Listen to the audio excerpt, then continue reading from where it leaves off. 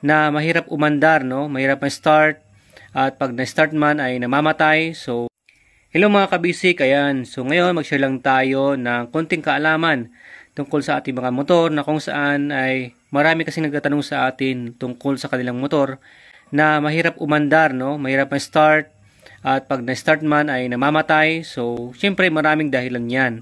Pero lagi kong sinasabi, kino-comment na ito yung dapat nating munang i-check na basic, okay? Siyempre, unang-una, kailangan linisan natin. I-check natin yung ating air cleaner. Okay? So, dapat malinis yan para maganda yung flow ng hangin sa ating air cleaner natin. Siyempre, yung ating hangin, dadalo yan sa intake ng ating hose natin papunta sa carburetor. So, pag nalinisan mo na to, so good na yung pagpasok ng hangin, yan. So, ngayon, sinasabi ko din na linisan ang carburetor. I-check ang carburetor ninyo. Kasi once na yung kanyang mga jettings, okay, yung dinadaanan ng ng ating gas, okay, sa baba, pataas, okay, ay possible na nabaraduhan yan, no? Barado ang main jet or pilot jet, possible na ganyan yung scenario or madumi yung ating carburetor, ay yung ating gas, okay? Kaya nga kailangan linisan, okay? So, pag dalo ng hangin at nalinisan natin yung carburetor natin na nabugahan natin yung mga butas-butas niya na dinadaanan ng hangin. So, pag good na yung ating carburetor, good yung gas natin na nandyan at malinis, so pupunta na siya dito sa intake manifold. So, dito na tayo. Okay? Kaya sinasabi ko din na halimbawa, good na yung mga yan, yung air natin at gas natin na papasok dyan, i-check nyo rin yung kuryente natin. Okay? Baka mahina.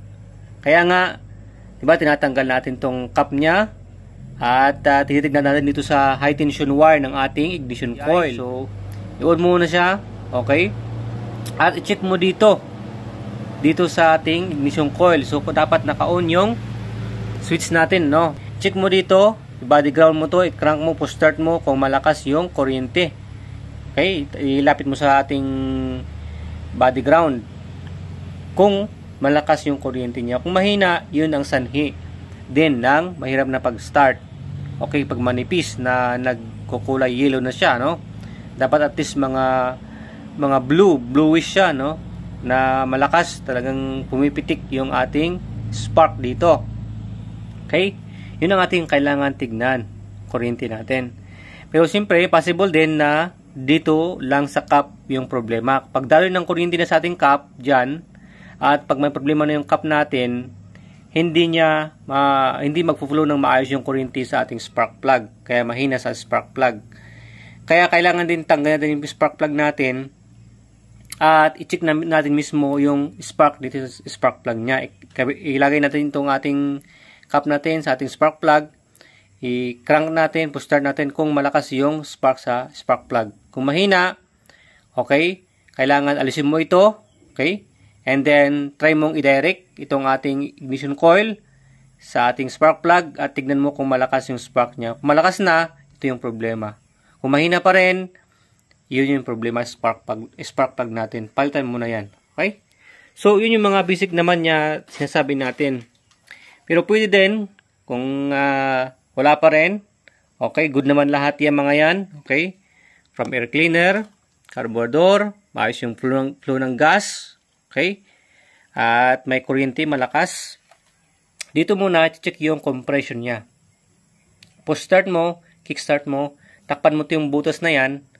Kung lumalaban siya, tinutulak niya yung kamay mo. Pag na-push start mo, o kick start mo, malakas pa yung compression nun. Pag, halimbawa, ayaw na, pag napakalambot na yung kick mo, o yung push start mo ay, pinupush start mo siya at hindi siya lumalaban, parang walang air and fuel na lumalabas sa kamay mo, okay?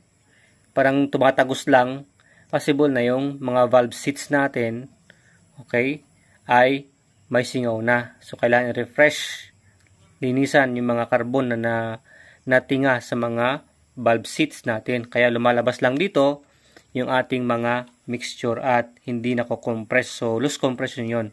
Kaya mahirap ma-start yung motor natin. So, yun lang mga bagay na simpleng na-share natin para hindi tayo humaba yung video natin. Okay? So, yun lang. Marami pang iba namang dahilan. Pero yun lang muna yung mga basic na pwede natin i-check sa ating motor na magagawa mo yan. Hindi mo kailangan na pumunta sa mechanic pag may tutorials naman na kung paano siya gawin. So, walang problema, no? Sundin mo lang yun. Alright?